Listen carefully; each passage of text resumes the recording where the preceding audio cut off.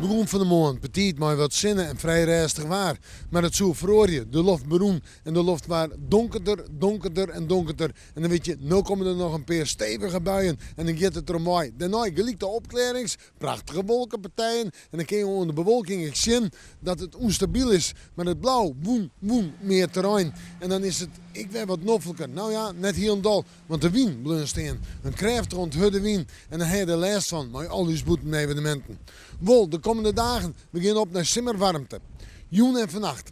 Een paar buikers, of een bui, of een buiken. Ik wil opklarings. En een temperatuur vannacht 10 of halve graden. Maar de wind doet steen. Krachtig. Eerst nog betiden hut. Vannacht krachtig. Krijg 4 van 6 hield voor het kust, het watergebied. En natuurlijk ook voor de marn een waskoking voor de watersporter. Morgen een orendag. Morgen een dag met zinnen, met bewolking, met droog waar.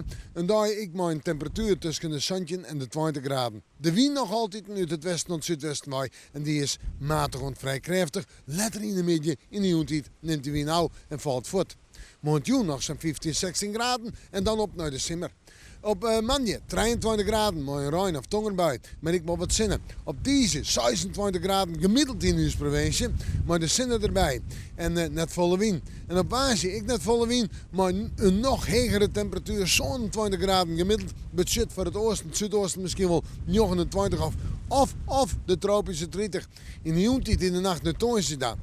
Rein en tongerbuien en op Toonsje buien, maar wel warmte. We moeten Manje maar weer even in het simmerwaasje.